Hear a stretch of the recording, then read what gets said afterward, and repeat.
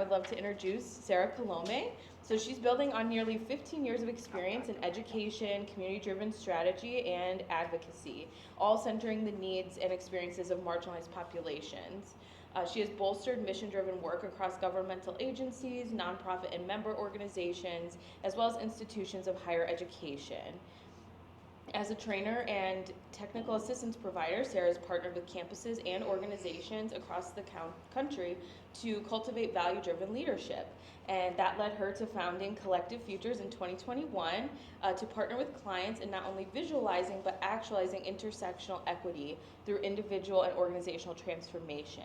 So a little bit more about her. She serves currently as the co-chair of the Legislative Landscape and Position Statements for the Campus Advocates and Prevention Professionals Association, or CAPA, as board treasurer for End Rape on Campus, and as a member of the editorial board for the Journal of Women in Gender and Higher Education.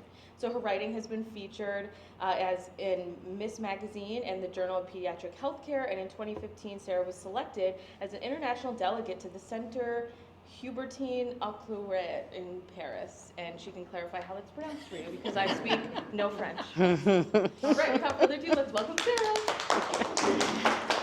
Thank you, Caitlin, and you've got to love the awkwardness of having your bio read right in front of you. I speak no French. Spanish is my jam, so we're just going to say that that was correct, unless somebody else wants to translate. Good morning, everyone. Good morning. Thank you, Caitlin, for the warm welcome and introduction. Thank you to the foundation. Thank you to Lauren and the library for having me here today. I am very excited to be chatting with you about how we take our strategic plans and actually put them into action. So they're not sitting on a shelf collecting dust, especially after all the work that you put into them. As you heard, my name is Sarah Colomé. I use she, her, ella pronouns, CEO and founder of Collective Futures. And if I have to sum it up in one sentence, beyond what you heard there is, I work with clients to make intentions sustainable practice. And we do it in a way that's centered around your values, making sure that the ways that you do your work out there is mirrored by the way that you do the work internally as well. So that our values are not just showing up as something on a website, but also in the way that we do our work and in the ways that we live. So with that, who's in the room today? How many of you are showing, yes, you are. Thank you for raising your hands. Congratulations on being caffeinated. I'm working to catch up to you. And is everybody able to, I know I'm somewhat mic'd, but for our back rows, would a microphone be helpful? Okay, perfect. Accessibility is important. So when we get to like Q&A. Switch out with that one for some reason. Okay. Green and yours, it should be blue. Well, Good thing we have a color choices. We do have a mic for when we run through. We'll have Q&A at the end, but I really hope that this can be conversational. Like, please raise questions as they come up. This is not meant to be a lecture in any way. I've done those. I just did a keynote, and while I love sharing space with folks, having conversations is so much more helpful, in my opinion, because you have your own expertise and experience with this topic as well. And so as much as I'm here to impart some things, we're also here to benefit from the generation of the wisdom in this space. So how many of you are showing up today, and you can choose more than one, don't get stressed for those folks. How many of you are showing up today in your capacity as a board member? Okay. As a staff member of a nonprofit, as an employee of an educational institution. How many are here because you think that this is an interesting topic and 10 a.m. free coffee sounded great? Same, right here. Great, so we're all in the same vein. Is anyone here for a reason other than what I shared? Just out of curiosity. Yes? I own my company and I don't have a strategic plan, so I'm trying to figure out. Perfect. Fellow entrepreneur, I'm so excited that you're here. Any other entrepreneurs in this space? We contain multitudes. We can be more than one thing. All right, well, so that's largely what we're gonna focus on today. I have 3 goals in this next hour and some change that we have together. The first is that we're walking away with a strong sense of the benefit of a strategic plan. That word gets tossed around a lot, but depending on your experience with the topic, you could have some strong feelings about the concept of a strategic plan. Second being identifying some of the ways that it can actually be operationalized. How do we move it from the page to practice? And then finally, providing a framework so that you can adapt and start thinking about what this might mean for you in your context. Hopefully that's what you signed up for. Whoops. So this is one of my favorite things to say to clients. And friends, if I'm being honest, over coffee. And sometimes clients become friends and vice versa. But when everything is a priority, nothing is a priority. Another way to think about that is if everything is urgent or an emergency, is anything really an emergency? Constructed urgency is something that happens frequently in most workspaces, but unfortunately, particularly in the nonprofit setting. And I am including the education sector in that as well, having worked in both. The sense of everything has to be done now, there's so much risk attached to it. And I say this with a caveat that today in our world, urgency and emergency looks a little different, so I'm not dissuading that. But I'm talking about the, oh my gosh, if I don't have this report on my desk, then the entire world is going to burn down. Or if I get an email at 2 a.m., I have to respond, or I'm not truly committed to the mission. I used to tell my staff, I have your cell phone number. If it's an emergency and it's after hours, I'm gonna call you, right? But sometimes it's hard to put practice with intention because I could tell, if without that piece of information, I could tell my team, all right, I send emails at all hours of the night, but like respond when you can. Great. They might think that that means can is when they get that email, or that that's just something that I'm saying, right? But that my expectation is going to look different and they're going to get measured against their response time. Sometimes it takes clear permission and prioritization for folks to really be able to enter into a process with you. So I leveled it up a little bit when they said, well, yes, but also you're sending emails at 2 a.m. And I said, that's because I'm a broken person who has a very weird sense of time, broken in that sense, like my hours are just wrong or off, they're my own. And I had to explain to them, this is a communication. A communication is not necessarily equitable to an emergency or urgency. I'm going to let you know. That's my responsibility to let you know that. And you might be wondering, Sarah, why is this the way that you're entering into this? Because prioritization and communication is going to be key to your implementation of a strategic plan. So let's talk about strategic plans before we talk about implementing them. How many of you have been a part of a strategic planning process before? Excellent. How many of you would say that you walked away with a good taste in your mouth for strategic planning after that?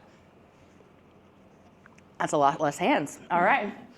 How many of you currently have a strategic plan for the place that you work or that you serve on the board for? How many of you need one? How many of yours are timing out? Great. How many of you have one, but and this is a zero judgment place, let's remember, you couldn't tell me where to find it if I asked? Okay, that's fair too. All of these are shared realities when it comes to strategic planning. And there's many reasons that we use them, but how many of you have ever had difficulty in advocating for the need for a strategic plan or some kind of structured plan for the work that you do? Okay, so oftentimes it's because it sounds like another task that we have to complete. Or we've been in so many different spaces that we get disenfranchised with the idea of planning because it stops at the plan and never moves into implementation. There's like wordplay there, but it's too early in the morning for me. A couple of the many justifications that I think drive the need for strategic planning. And sometimes it might sound similar to a business plan. They are different, but for the intents and purposes of this conversation, it's about having a foundation and a scaffolding that can be adapted, but so that you're not starting from nowhere. How many of you are familiar with Adrienne Marie Brown? Or maybe you've heard the theory of emergence. Okay, so Adrienne Marie Brown brilliant. Read the books if you can. Talks a lot about the idea of being emergent. Now, I've been in a number of spaces, and this is the reason actually that I use values as a lens for the way that I do my work with my clients, because as we know, sometimes values can get weaponized. Shocked, I know, especially in the social change space, right? How many of you have been in a place where you've seen or experienced values being weaponized in a workplace or another community-based setting? Absolutely. Oh, we're transparent until I don't want to share that information, like pay equity. Or communication matters until you're holding me accountable for not communicating something. Or we don't believe in urgency until I say this thing is urgent, and then all of a sudden, oh, that's just a thing that we say to the people outside of the organization. Oh, racial equity matters till we want to talk about the harm that we caused you, right? So thinking about our values and thinking about how they're lived is incredibly important, and planning can help with that. I mentioned emergence a second ago, and the reason that I bring that up is because oftentimes that is one that I have heard in nonprofit spaces get weaponized. And replace emergence with urgency or adaptability or flexibility. Oh, you've just gotta be able to roll with the punches. Absolutely. And that's not a sustainable practice, right? You have to adapt from something. You have to be flexible from an original plan. You have to be emergent from the structure that was set up. So it's not about never having a foundation. It's about how you navigate the foundation. And because sometimes it can be hard to sit down and really pull ourselves away from the day-to-day services that we're providing, many of which are urgent and can be life-threatening and or important for safety. It can be difficult to pull ourselves back and up to think about the scaffolding and what do we want for the next 3 years. And let's also just hold that there's a lot of uncertainty in general when it comes to social change spaces and social services right now. So that's not to dissuade from that. This difficulty existed well before our recent challenges, right? But these are some of the reasons that it can be particularly helpful. The first is that it provides that structure. So whether it's we lost half of our funding, now we lost half of our staff, we have to figure out how we're going to reorganize work responsibilities. Well, it's helpful if you have a structure of work responsibilities already that you can then redivide up. It drives your prioritization. We only have so much time, staff capacity, funding, personal capacity. So what are our driving priorities? They can be shifted, but if I only have 2 hands and I'm magical so I can hold 3 things at once, if Lauren walks up to me and says, here's another thing I need you to hold, I only have space for 3. So instead of giving me 4 and now things are dropping, I say, all right, but which one of these 3 can I sit down while I take that? We have to be prioritizing, otherwise we're just burdening ourselves to the point where nothing gets done. It offers clarity in terms of roles and responsibilities, which we'll talk about. It generates alignment, particularly at times, and I'm sure nobody in this room is experiencing this right now, but at times where you're feeling disheartened and maybe a little hopeless and worried about the future and worried about, I'm sure none of these are things that have run through anybody's mind recently. Having a strategic plan, not just knowing the vision that's driving you and the mission, but the way you're going to get there, having something tangible that you can get your hands around, that you can see yourself in, can help in those moments where we're struggling. And it generates alignment as a team, because at the end of the day, we might disagree about how we're going to do something, but we can always come back to the fact that we're striving towards the same thing. And that can also help us work through conflict, which is not unhealthy. And then finally, it can inform decision-making. When you have funding that needs to be decided, when you have time, capacity, or you've got to set something down to pick something else up, how are we going to make that decision, and based off of what rubric? So these are all really helpful tools, and yes, you're going to get access to these, but these are some of the selling points, because you obviously think that plans are important because you're here at 10 a.m. on a Wednesday when it's cold outside, but you might need to be bringing in some decision makers with you in this process.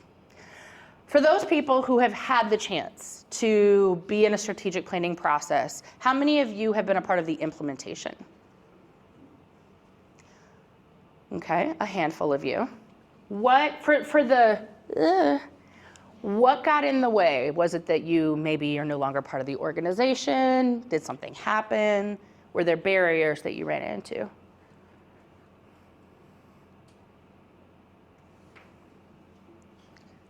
Anonymize your stories as you need to, please. The buy-in's not there. The people who did the plan were the senior management, Mm-hmm. and then we all got a printout that said, this is our plan, and we all didn't know that was, or we all had other priorities that were never part of the negotiation, and now we have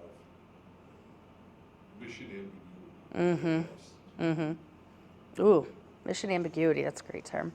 I'm on a few boards, but one that I'm on, it's like a strategic plan was developed, but not really keeping in mind the limitations of the organization. Like, you're putting in place a plan that involves almost like, really theoretically, you should have a staff of like 5 at least to implement this, but there's only one person on the staff. And then everybody's like, why is nothing happening? And I think that is, so nothing's getting done with the strategic plan because of that. Strategic plans are for staff and board, so thank you for that easy entry there. But yes, when there's only so many people to implement such a broad ambition, what do we do? And that can feel overwhelming if there aren't folks who are dedicated, multiple, to ushering something forward. Yeah. Yes. From the strategic plan, just having those as concepts, and then there's no the next step that actually has actionable items for the strategy. Yeah. What do we do when we have goals, but we don't have next steps that are laid out? Especially for folks that have maybe never ushered something like that forward, who might need a little bit more planning or project management structure to assist them in that. Am I hearing you right? Yes. Okay. Other folks, what gets in the way? Pull back from it being a strategic plan. Think about plans in your organization. What gets in the way of them turning into action? I would build on this gentleman's point is realignment of resources. So, okay, now I know the 5 things you want us to do, but you haven't realigned the resources to accomplish those 5 things. Yeah. And now you're asking me to figure out a way to get it done without saying some version of don't do this anymore, which is your prioritization. But also nobody was doing this before, so it's got startup expenses. That may be human resource time, that may be in order to do this I need to buy 5 new computers. Yeah. But it's about the implementation strategy being funded or resourced. Absolutely. So there's the do more with less mantra that many of us are used to hearing. And then there's the unfunded mandate phenomenon, right? So we're going to do this. I don't have any money for it, but we're gonna do it, right? Because we're used to just making things. That's part of what the social sector is. Like, we know how to make things happen. We're great at working in crisis. We know how to problem solve. But that has a price, and one of them is cortisol levels. But I want to come to you. Oh, I just wanted to add on that I used to work for an organization. A great organization, but my issue is that they never involved staff with the strategic planning. It was always board. And a lot of them didn't understand the day-to-day, operations or the challenges that staff had to deal with. And they're like, okay, staff, now this is your plan, this is what you need to do. And we're like, well, this isn't really feasible for us, And so I think that was one of the issues that I'm like, why are we shutting staff out from strategic planning? That was always an issue I had with that. As one should. You got a lot of nods also when you raised that. Yeah. So you are not alone in this room. Thank you for raising that. I'm Yes. just going to tag on to one point And then that from in here. in addition to daily staff realities, it's like different values, right? Like the staff sees the people they're serving and they're like, I hear you saying X, Y, and Z is important, but actually to our clients, A, B, and C is actually the real need. Absolutely. That's what I was going to say. I think for us in particular at our organization, we have that,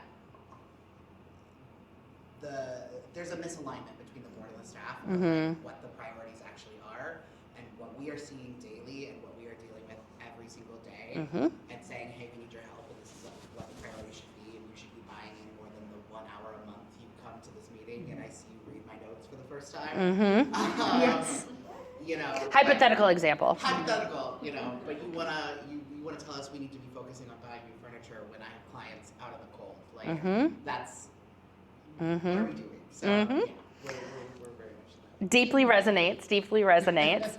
And while we're not going to be talking about strategic planning in this session, I do want to echo the importance of what you're raising. So this is just a sidebar, but I want to affirm the importance of that and raise that to everybody in the room. So when I'm working with clients, there's a variety of entry points because there's a variety of budgets and capacities. Sometimes folks are like, we only have this much time, but we want something, versus we want to be really, really in the process. But the important thing is that all stakeholders and key stakeholders are involved in that. So there's a lot of ways to do it. I agree. I don't do strategic planning with just one body of people. Those are not the clients that are for me, because I'm driven by being community centered, right? So if it's an organization, it's also a waste of time if you're not including frontline staff in that conversation. That is not a good use of fiscal resources, which is one of the calls of a board, right? Because you have a perspective, which is important and needs to be in that conversation, as do the people who are managing the day-to-day. And I mean like from person to person, not just people with the word manager in their role. It's not a good use of the funds because you're going to miss things. And then you're going to get frustrated when the plan is not being effective or successful, when there's misalignment, when there's tension between staff and board, or even between staff members, because they weren't included in that process or invited. Because for the folks who are like, oh, I have a really active staff, that sounds overwhelming, or we have a massive agency, it's not about forcing people to be involved. It's about the invitation and making it accessible. You can't just say, hey, think about a party invitation. There's a difference between like, yeah, if you want to come, versus we would love for you to be there and share your thoughts. Those are very different experiences in terms of invitation. So thinking about how the plan that we're going to be talking about implementing is truly informed by the people you serve, the people who are doing the serving, and the people who drive the serving and fund the serving. So excellent points there. I want to talk about you've talked about some barriers, but I want to identify a couple of other ones. And also just give you the chance, before I dive in, to say how the term strategic planning lands with you.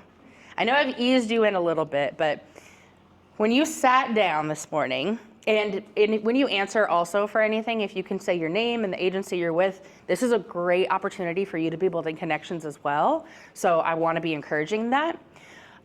What feeling comes up for you when you think about strategic planning?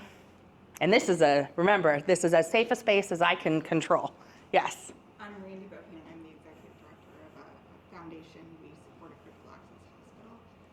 I was very excited. I think having a roadmap, having a guide, because you do have board members who have jobs, they're volunteering in this role. So being respectful of their time, gives that strategic plan would give me that guide so that I know, standard operating procedures. I don't have to approach them with every question, but still keeping them informed on appropriate things. Yes. I was excited. Wonderful. And I want you to hang on to that. Remind me of that when we start talking about roles and responsibilities, because that brings up something really important. Randy, right? Yes. Okay. Randy's over here. I'm Shannon. I work for the Champaign Park District a lot with our foundation side. I am new there, so my strategic plan reaction is not necessarily per se, it's some of my background. Yes. So, similar, my initial feelings were always like, plan, like when I come into a meeting and there's no agenda, I'm like, oh no. We're going off the rails from the very beginning. I love the idea of it, right? I've had in my past experiences where it was almost like this buzzword, like, well, let's be strategic about this. The fact of the matter was similar to like, it became one of those, everything's a priority, or you're jumping from urgency to urgency. And that was so frustrating because it gives staff, like, what are we actually doing? We're living in that state of constant cortisol. Well, today here's my goals, but now tomorrow you're going to have me ditch that task entirely, switch gears, and expect results in 2 days on something brand new. So I have a mixed bag of feelings. Yes. And I think that's important too, right? As we're bringing folks, I know there's some other hands, but I want to really appreciate that, because we might be sitting down, let's say you're in a new agency and you're excited about it. Kayla, let's say we're sitting down, and the team, Kayla and I know each other. Let's say we're sitting down, everybody is really excited. Salt and Light is gonna do this strategic plan. Everybody's really engaged. You've got all the stakeholders, but there's a couple people who are just seem very disengaged or very cynical.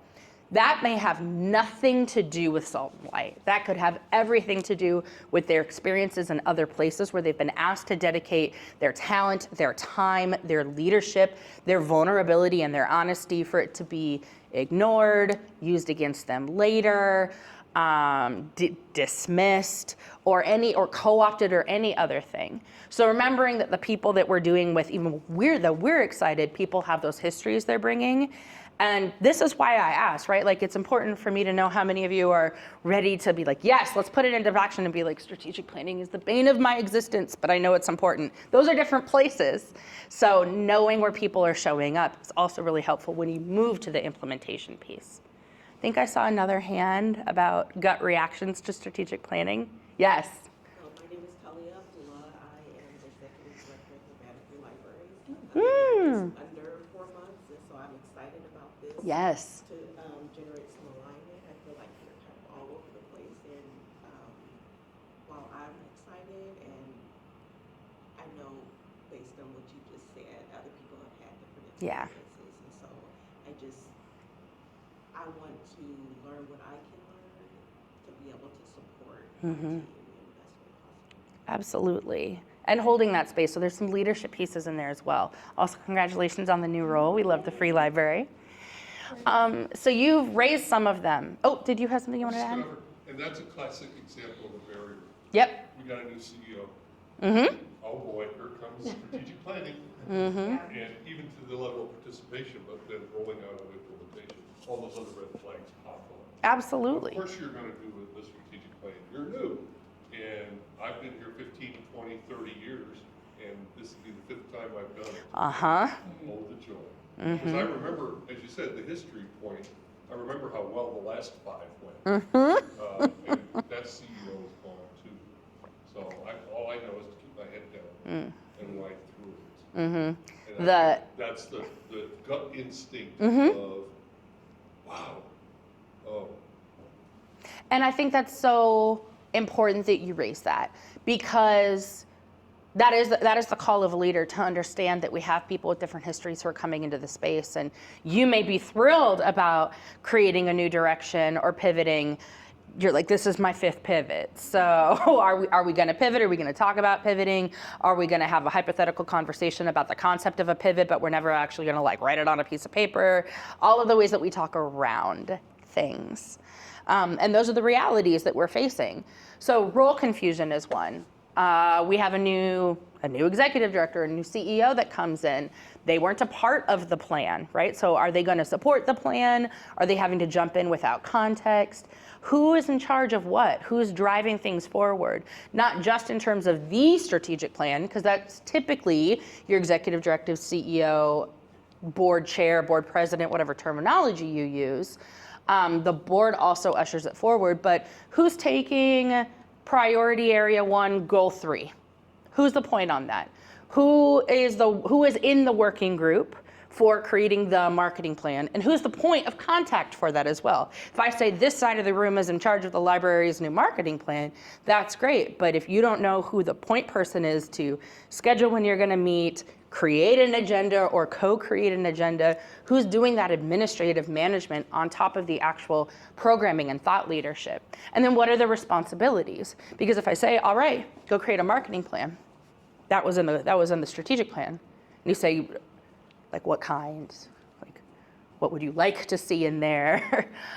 When would you like that? What is it for the whole library? Is it for Lauren's sector? Is it like, do we have any resources? Are we just playing for free? Like, what are the capacity that's behind this? It's hard to hold somebody accountable if the expectations aren't clear. So we have to set those expectations from the start, and not just making sure that one-on-one we know them, but that everybody does. Because I might be at a conference or at a community event, and we meet each other, and I say, oh my goodness, what is your name? Derek had a brilliant idea, or Derek's organization could actually help us usher this thing forward. But if I don't know that Kayla's the point of contact for the marketing plan, I'm gonna send an email to everybody, spamming everyone, including Derek's information. Derek's like, I don't know what to do with this. There's like 7 people on this email, and sure, I'm happy to help, and everybody else thinks the other one's going to be doing it. We might miss that important resource. I've spent unnecessary extra time. You've spent unnecessary extra time reading things that really should have just gone to Kayla. Kayla could bring it then to the group in the appropriate manner. But if I don't know who the points of contact are, that also makes that harder. Lacking that structure, which we've talked about. Scattered focus, which you've touched on. Inconsistency. So yes, we have the plan. We did an implementation retreat. Everybody has work plans. We don't talk about the strategic plan for a year. But we're gonna come back in a year and we're gonna talk about it and see how things are going. Well, if we had come back 9 months ago, we would have noticed that we were doing amazing in this area and everybody forgot about this other component.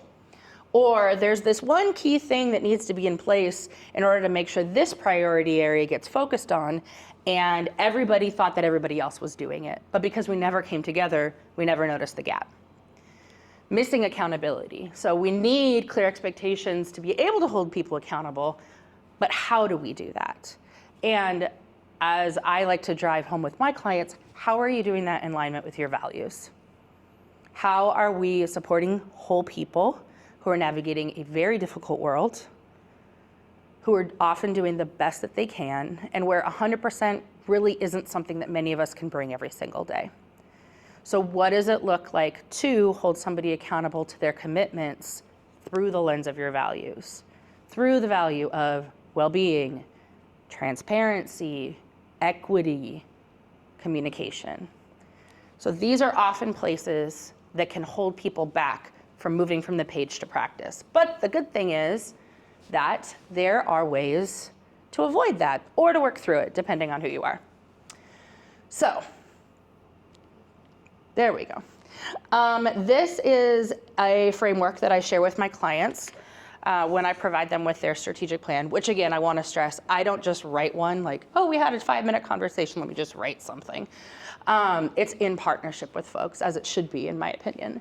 But this is a high-level framework or visualization of a framework that I share with folks to drive implementation. Because sometimes like a multi-page document just feels overwhelming, you have enough to read. Everything is rooted in your mission, vision, and values.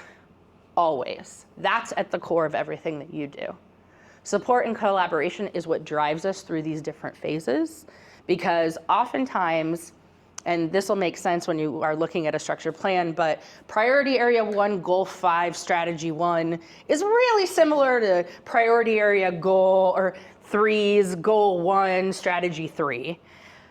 And if we all have access to that, we know that the two of you are actually going to be working on something very similar for the next 3 months. So maybe it makes sense for you to work on some of that together so you're not duplicating efforts.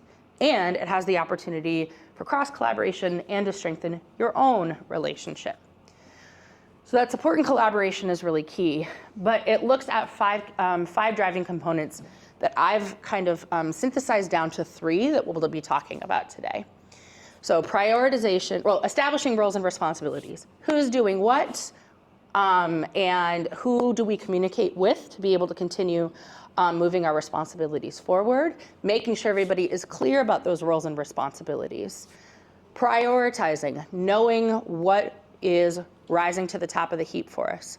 Growth and accountability, moving through those difficulties, also recognizing that as we move through the strategic plan, is going to need to adapt. Maybe you achieve something faster than you thought you would. You got a big donor that you didn't expect, so now you can hire for that role. Great, that's more capacity that you have. Do we want to put that energy into the rest of the plan, or do we actually want to pull something else up that was just under that 5th priority and bring it in because we now have some more capacity to focus on it? These are the ways that we have to adapt. Tracking and measuring, one of the most important things. Where are my data nerds? Where are my number data nerds? Where are my storytelling data nerds? Okay, there we go. I know the storytelling people are like, I'm not quite a data nerd because numbers are scary. Like, math and I are not good bedfellows. I had one of those horrible math teachers that was really sexist, so I decided that, we were gonna go the humanities route. But math is not the only way that we do tracking and monitoring, but it is critical. How are we within our infrastructure, underscored, bolded, and italicized, how are we tracking our efforts, measuring what's working, reviewing those findings, and adapting what we're doing and how we're doing it? There are a lot of different ways to track and monitor. I know oftentimes that can become really cumbersome, really uncomfortable, and can sometimes be used in a way that's quantifying your productivity and value as an employee. That's not what I'm talking about. So that can go over here, the way that people use monitoring and tracking. What we are doing is looking at where are we expending energy, where are we succeeding with our goals, how do we know we're succeeding, and what gaps do we have? Because then the places that we're succeeding, we can duplicate the strengths that made that a success in this other area. If we're phenomenal working with other agencies, so that was able to move forward our marketing really quickly, how can that community partner strength be engaged to maybe advance our financial stability? We're really good at working with people, so what does that mean in terms of that priority area? It can be quantitative and qualitative, and one thing that's very important when you're thinking about your plan is, one, I do plans with a very clear structure. You'll hear me use either focus area or priority area interchangeably. That's your high level. Usually don't want more than 3 to 5 of those. Financial stability, marketing and awareness, partner development, employee retention, so on. Then you have your goals, which should be SMART goals. Are they measurable? Are they actionable? Are they specific? Then you have strategies or projects that are what lead to the goal. That's the part that people often miss. They'll do the priorities and they'll do the goals, but what are the projects that actually lead to creating a marketing plan? Are you charging a group? Are you creating it? Do they have resources? Do they have a timeline? How are they mapping existing community channels? Are you doing a needs assessment? Who are you communicating with to assess the effectiveness of those? What data are you looking at? How are recommendations being moved forward? Who's distributing the tasks to then update the website or to create different profiles for the social media accounts that you have, and so on. Breaking down those things. Where are my list people? Love a list. How many of you do subsections under list items? You are the people who love the strategy component of the goals because it's just moving the list into the strategic plan. Oh, okay, I need to plan the vacation. Great, I need to choose a location. I need to identify a hotel. I need to figure out who's coming with me. I need to make sure I have all my documents in place. I need to plan the itinerary. I need to book the itinerary. Those are those steps that go under the goal. So we have the map, but then how do we know that we're being successful? Sometimes, how many people have heard the term key performance indicators, KPIs? Also known as metrics, measurements, assessment. Though it's the way that you know if you're meeting your goals. And they can be quantitative or quantitative based. So numbers people, there's space for you. Storytelling people, there's space for you. Making sure that the way you're tracking and monitoring fits your current capacity, not your anticipated capacity, is key. If you're like, we're gonna get SPSS and we're gonna get donor perfect and we're gonna like weekly update these things and then we're gonna do a crosstab in SPSS or whatever, or R or whatever statistical system you use, and we're gonna break it down and there's gonna be graphs and everybody's gonna get a weekly update. Does that sound feasible to anybody? No. Does anybody even have SPSS or R at their access? I know one of you do because you work at a university, but other than that, exactly. So what is available to you? Sometimes it's going to be spreadsheets. I actually create like a very intro level database, or not database, I'm sorry, like tracking document that I give alongside strategic plans to my clients, because the idea of even creating something simple is time you often don't have. You can always build it out. You can always replicate it. You can customize it to what makes sense for you. But again, making sure that what you're doing is within your capacity and that you're not creating more work for yourselves to achieve the goals that you've set up. So what does this look like in practice? First of all, roles, responsibilities, and accountability. If we're pulling these together, there are a couple key things to be thinking about here. First is individual role and responsibility awareness. We talked about this a lot. What is my responsibility? What are my roles in terms of the plan? And does everybody else know that? An easy way to do this, how many of you have work plans? Individually, team or departmentally? Okay, a little We bit. have a million. Yeah, The right? library, yeah. Fair. Yeah. So again, a very simple tool that can be used to map out the direction that you're expected to go, but it's also really helpful when you're overwhelmed and you don't have enough capacity, because you can sit down and say, okay, you would like these to be priorities, cross out what you don't want anymore on my work plan. Maybe a little gentler depending on your relationship with your supervisor. But really honestly saying like, this is what we have determined my capacity is, and that's at 100%. So I'm all for moving things around, but how are we accommodating for that? And then how are we making sure that if you're no longer on the marketing plan team because we're now pulling you over to planning the gala, right? Or we're focusing on language justice, so we're making sure that we've translated the library's outreach materials to the 5 most commonly spoken languages in Champaign County, for example, right? We're moving you over to that. Does everybody else know that? Because if I make friends with some people that speak Portuguese and are really looking for a place to volunteer, that could be really helpful, but if I don't know you're the point of contact, we're losing out on a resource. So individual and collective role and responsibility awareness, and then values alignment.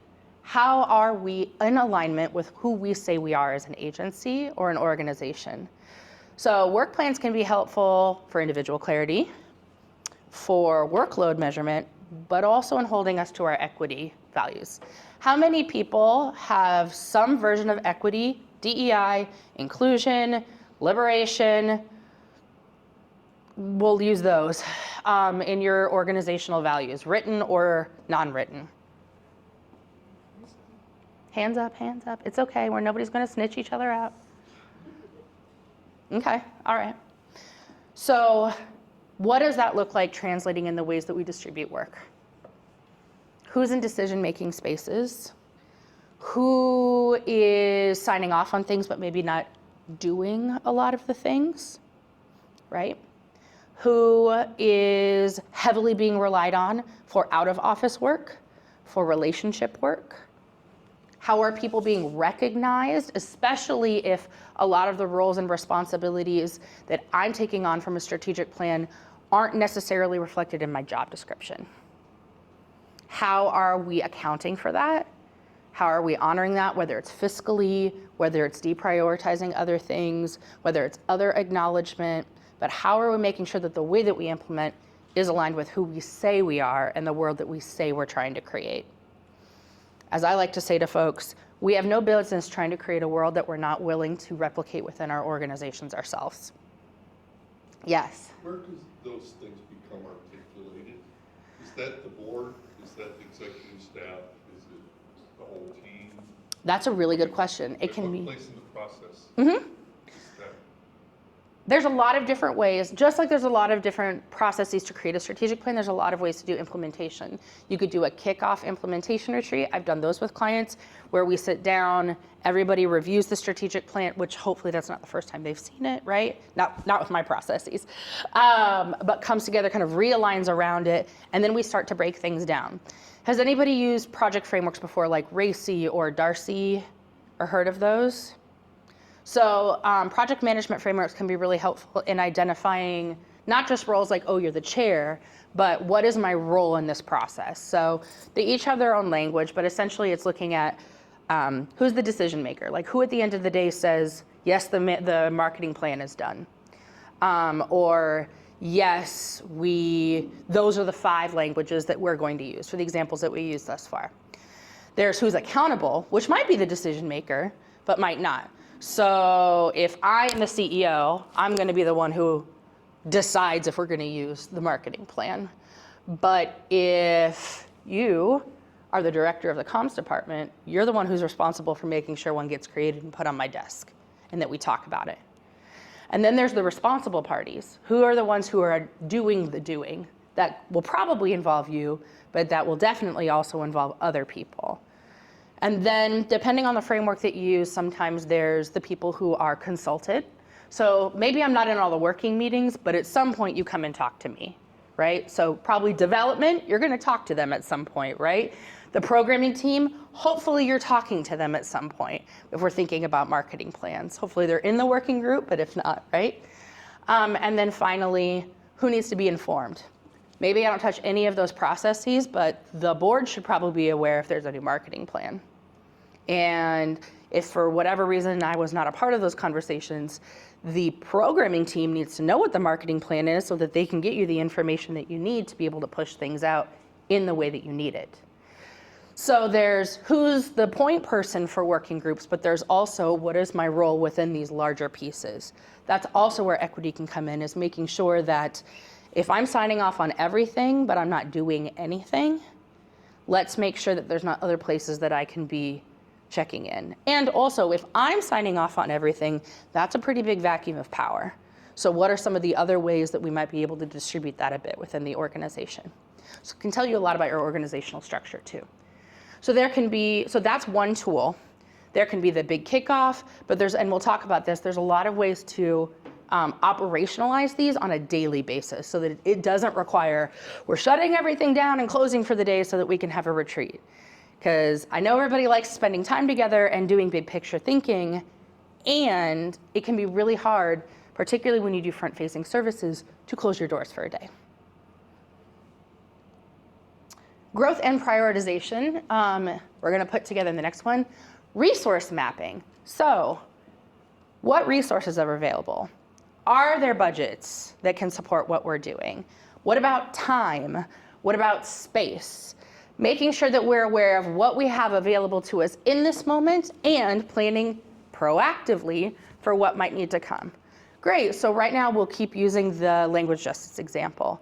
In this moment, I really only need a few people so that we can figure out which languages we're going to do and work with the executive team to identify which they should be talking to their teams, what materials are most frequently used or taken by people at the library. Those are the ones that we're going to focus on translating first. Okay. Let's say we've identified the languages, we know which materials. Well, now we need to do the things of the translation, right? Who are we bringing in? Are we asking them to do this in kind? Are we asking community partners to maybe do a mutual aid swap of services? Are we paying people? How are we paying them? Is there a grant that can do that, or do we have funds for it already? Who's paying to print? Is somebody gonna offer to cover that? Maybe that's a thing that we could ask a donor to cover, is to be the lead sponsor of Language Justice Forum materials. Do you see how quickly this becomes a group project? The thing that we all hated in school. But it doesn't have to be a nightmare when there's clarity, which is why timelines and milestones are so important. Thinking about not only when do we want to achieve something by, but what are the key benchmarks that let us know that we're moving it forward, especially when we feel like we're stuck in the muck, or if there's a delay. Let's say that we did get to the point we had identified a donor, it was going to be covered. Translation was going to be funded, the printing was going to be done, and that person just needed a month to get the things in order and for the translators to be available. Something happens, hypothetically, maybe that's not an allowable thing for a donor to do anymore, hypothetically speaking. You've still done 2/3 of that work already. It'd be easy to say like, well, we didn't achieve this goal. That's where those strategies can come into place. I like to, when I'm doing implementation work, I create checklists so that you can see, again, my list people, where you can see and be like, well, we did strategies 1, 2, and 3 out of 4. Like that donor miss affected strategy 4, which is why the goal isn't completed yet, but we have made progress so that when you do sit down, either for your own well-being to see, yes, I actually do things, because sometimes it can be frustrating, or achieve things, I should say. We all do things, but sometimes we feel like we're chasing our tails. But also when we're reporting out to our teams, to our board, to be able to say, so here's the barrier that we hit, but I do want to point out that we've made it this far. So now we're going to problem solve so that we can also complete strategy 4. But we're moving in a really, 75% of this goal has been achieved already. Again, that's how we can measure and track. Because if we weren't tracking those strategies, we would just say, well, that goal hasn't been achieved. And it just looks like a giant 0, when that's not actually the case. And that doesn't honor all of the work that you and that team already did to get us to that point of the project. this is the last one, and then we're going to actually do some group discussion. But tracking, measuring, reviewing, and adapting. So we've talked a little about this, oftentimes also referred to as monitoring, evaluation, and learning, depending on the spaces that you've been in. There are a lot of consultants that do MEL work in particular, especially internationally. But ways to think about this that don't feel overwhelming. How many people feel overwhelmed when they think about tracking and monitoring the outputs of a strategic plan and KPIs? Okay. How many people have seen that be where a plan falls apart? How many folks feel confident in their ability to lead this aspect of strategic planning? Okay, okay. I'm not gonna call you out, but help support the other people. Capacity and confidence are different, so I want to point that out. Just because you're not confident in your ability to do something doesn't mean you can't do it. Okay? So here are some of the key aspects of this piece of the framework. First one being consistency. Anybody know social media managers by chance, or have one on your team? One of the biggest things that you'll hear in terms of advice for managing a social media account is just be consistent. Even if it's just one post a week or one story a week, be consistent, and then you can build from there. Same thing, small and consistent is better than robust and periodic, especially when it's not a consistent period. And that's not just in how we're collecting data, it's also in how we're sharing it out, as well as reflecting on it. So let's say you've got your simple tracking mechanism. We'll do very simple ones. You're counting, you're doing head count, you're doing pre and post surveys for educational items, you're counting materials distributed, and you're collecting client stories that you de-identify. And then some people would say code, some people would say pull trends out of. Same thing. One's academic jargon, the other one is not. Same thing though. Let's say that is what you're using to assess. That's the way you're leveraging your KPIs. How often are we encouraging and creating space for our team to actually input that data? We could have it, but do I have time set aside on my schedule to say, all right, I'm gonna plug in the pre and post so I can actually see what happened. I'm going to make sure to capture that story, or I'm gonna look at the stories from the past month and I'm gonna find the trends and I'm gonna code them. If we're not building in the time, it's not gonna happen, because I promise you, the moment where you're like, oh, I need to upload the data to somebody walks to the door and needs your services, this is immediately the second thing. You're gonna serve that person who's in front of you, because that's the mission. So how are we building in that time for it? And then how are we sharing it out? What is the consistent process that we do that? Maybe for me, it's once a week, I'm plugging in my data, or bi-weekly or once a month, for however that works for me. It doesn't need to be the same across people. But what I do need to base it on is, what is the expectation for me to report out? So let's say to my team, let's say I'm on the programming team. If I know that at our monthly or weekly, whatever it is, let's say monthly team meeting or division meeting, we're gonna be looking at the KPIs for the strategic plan, then I'm gonna need to plan accordingly to make sure that I have that data that's uploaded and that I'm prepared to also share out. What are some of the ways that can make that accessible and not cumbersome? Well, what am I expected to share out? How many people have been in an update meeting where somebody took 40 minutes because they were so afraid, or you've been the person, you're so afraid that you are gonna say every little thing because you think you're being judged on what the output is, because nobody told you what they meant when they said, give us an update. And you're like, we get it. We get it. You had to choose between the 2-ply and the 1-ply, and it's a hard conversation, because that's 57 cents per roll, and we're on a limited budget, and you're like, I didn't need to be in the weeds about this. But that's what happens when anxiety gets a hold of us and there's not clarity and expectation. So when we're doing implementation sessions with clients, oftentimes what I'll say is, what are the 3 things, or what are the few things that people need to be prepared to respond to when they come together to report out? Oftentimes it's outcome, high-level outcome, barriers that people need to know about, and then asks. All right, here's the wins, or this is still in progress, it's not done, I'll keep you updated. we did run into an issue here. We're either already addressing it or I need some help with this, which leads to asks. What are the conversations or the collaborations that are needed? And oftentimes those conversations don't happen in that meeting because we don't need to be in the conversation, that just needs to be us, right? Like, y'all have other things that you could be doing. But there's a difference between I need to talk to comms about this versus I really want to make sure that there's representation from the staff in the way that we're creating the marketing plan because you know your divisions best. What would be the best place to do that? At a staff meeting like this or a separate thing? Then you plan it, then you have the conversation in another place.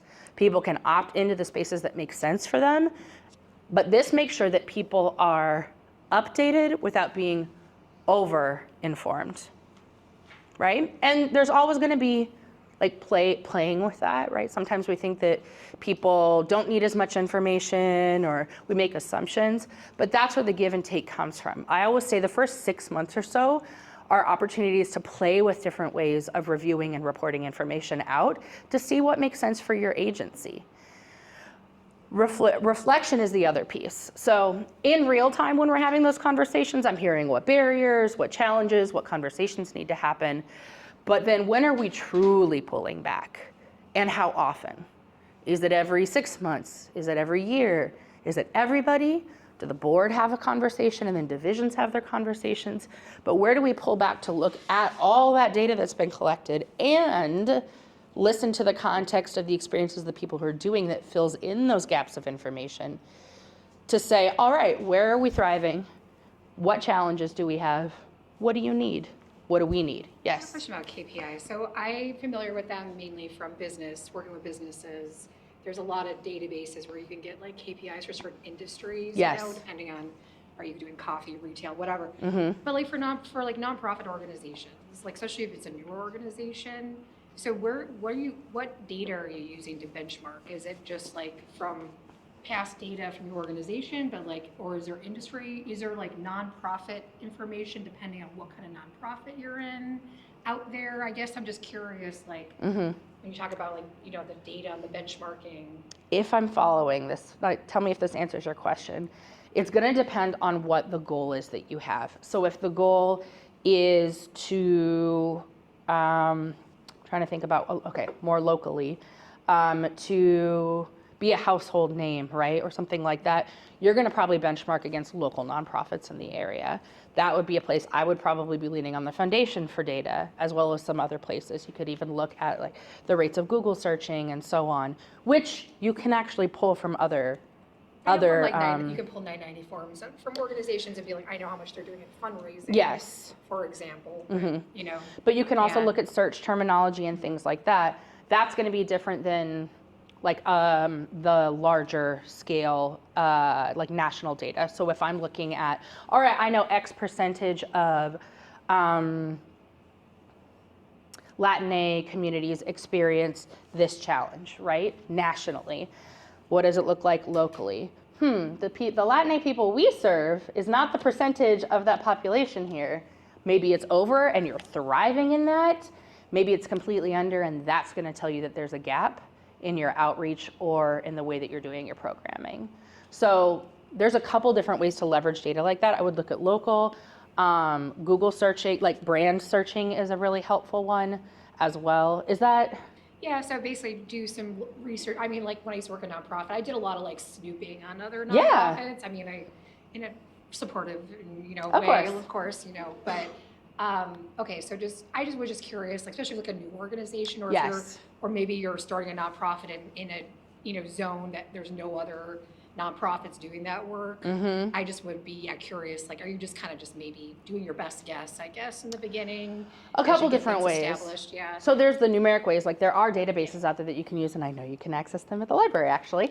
But other ways, I also don't snoop. So let's be very, very clear on that. Hypothetically speaking though, if I wanted to create a really strong social media strategy and there's somebody else that does the work that I do, I might or might not look at their accounts to see what posts, what reels are resonating and so on. I'm not going to be able to get their hard data and analytics, but I can still look at that. So that's another way that we can do.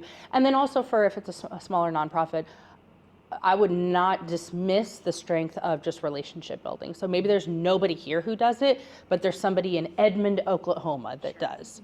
So reaching out to that's where that kind of more qualitative can also benchmark. Like, oh, you found it really easy to find funding for this thing. I'm actually really struggling. So is it my messaging? Is it that Oklahoma has a better funding mechanism for that type of work? Is it something else? So I think oftentimes the relationships can piece in where quantitative data can leave us with some questions about context, which is why they both matter.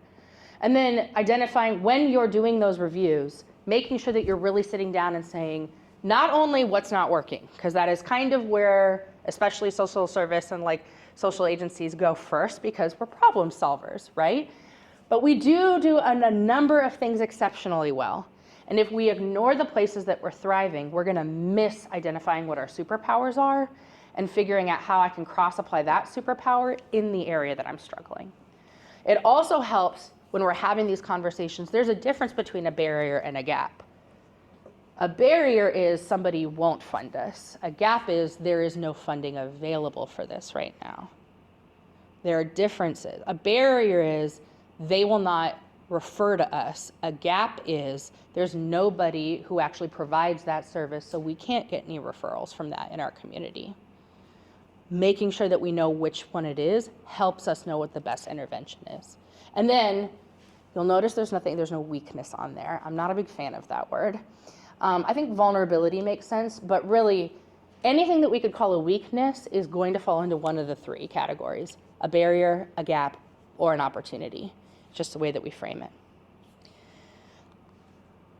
I'm going to okay, here we are. So this is a breakdown of what this framework looks like. So I want to give y'all a little bit of time to actually come together and chat a bit about what you have seen be helpful in these areas.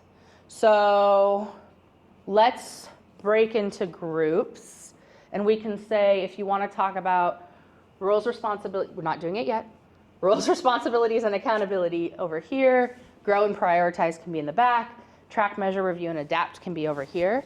We're gonna come together for about 8 minutes, and I just want you to have a conversation about what you have seen work in terms of these aspects of the framework. So you can either have experienced it, led it, or just known about it, but how have we seen resource mapping be effective? How have that helps them with their own mobility. It also helps when you do evaluations. I think we all know that if you're going in for your annual evaluation, your staff evaluation, nothing should be new. You should already go in knowing your areas that need to be focused on and where your strengths are. It's hard to be measured when we don't know what we're being measured by. And it's not fair to measure somebody if we're not looking at the totality of the work that they do.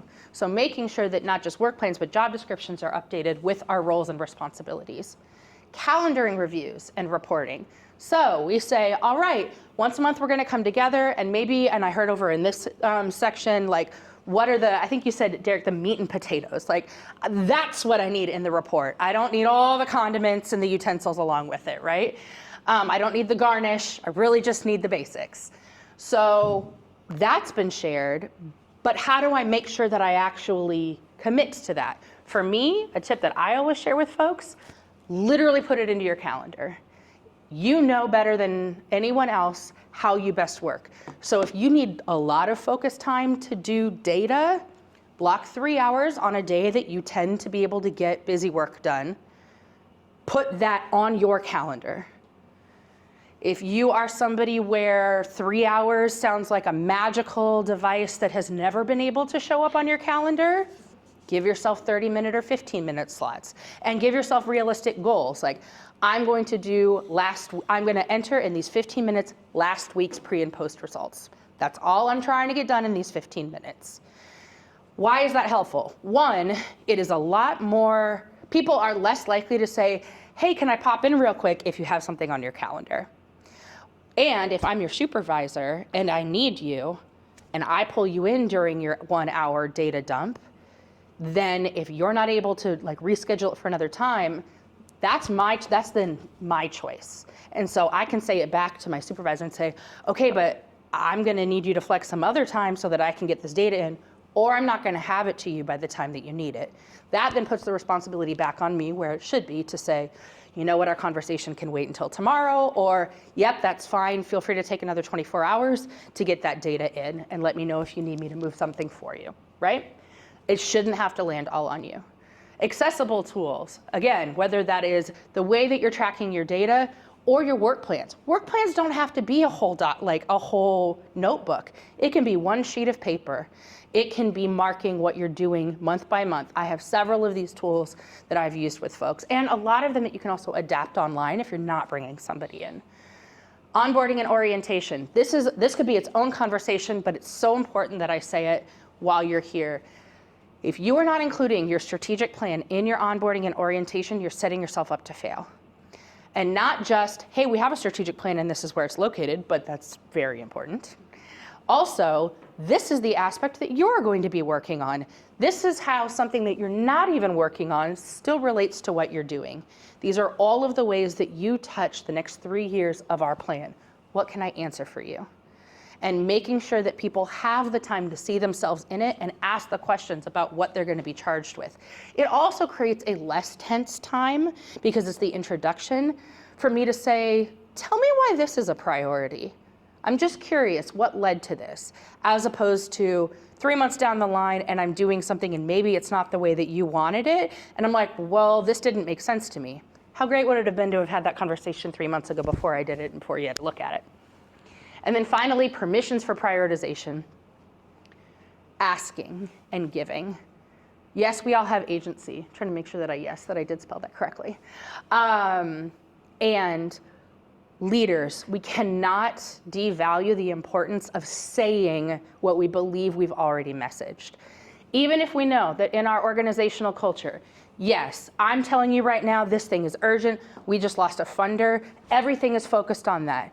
Great, cool. So you're saying it's okay, Derek, to reroute things?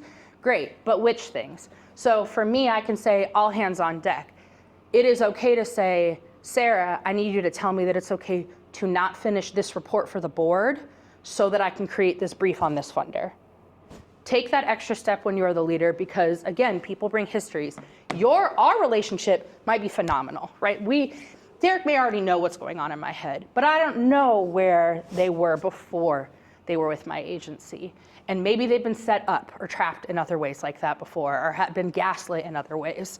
So for me to take that extra initiative to just say, I am saying it is okay.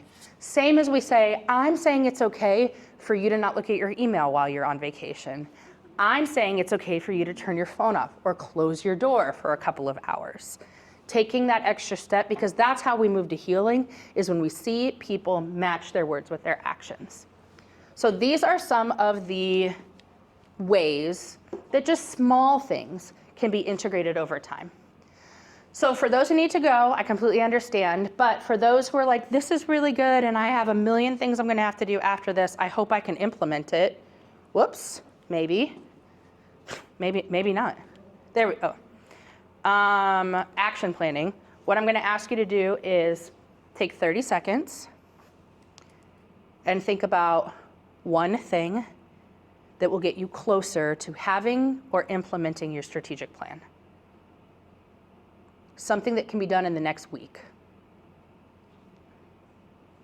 If you're a list person, flush it out to the small, small, small. This is like the little a under the big A under the one under the bullet point. Everybody got one? Plug it into your calendar. Thank you very much. Thank you. Plug it into your calendar right now. When in the next week you're going to do whatever that is. You can open up your phones and your laptops. Because intentions don't move to practice until we put the infrastructure in place to do so. And the more that we get used to this, because you can always change a calendar invite, you can always change a time allotment, but once it's there, it's at the front of your mind. So thank you as you're finishing those. As you know, I do a variety of services, so if there's ever any way that I can help with strategic planning, a few of the other things that you've probably heard about locally or more broadly that we do, is really focusing on intention to practice. So some of the ways are around well-being. We have a program that's largely focused on reframing how we talk about rest and well-being for staff, so that it's not driven by commercialism and it's not about just doing more work, but how do we make rest something that feels accessible to everybody and is responsive to you as a whole person. And then also one around how we create generative partnerships and not just vendor relationships. So not just I'm gonna slap your logo on my flyer, but we have a shared commitment to whatever this mission is that we both care about. How are we going to, for lack of a better word, ride for each other over the next couple of years? What do we need from each other? How do we acknowledge power and privilege differences? How do we support each other even when there's nothing to gain? And what is the big picture that we're working toward? Because as we know, we can create greater impact together than we can separately. So I'm always excited to have coffee conversations with anybody, always happy to support locally. Thank you so much for being here. And more importantly, thank you for the work that you do in the agencies that you are a part of. This is not an easy time to do this kind of work. And so I know you're not going to hear this often because you're scrambling, but you are appreciated. I know the people that you serve appreciate you, even if you don't get to hear that from them. So hang on to that. Find comfort in the fact that you have a community of people that are in the same similar places that you are. Get each other's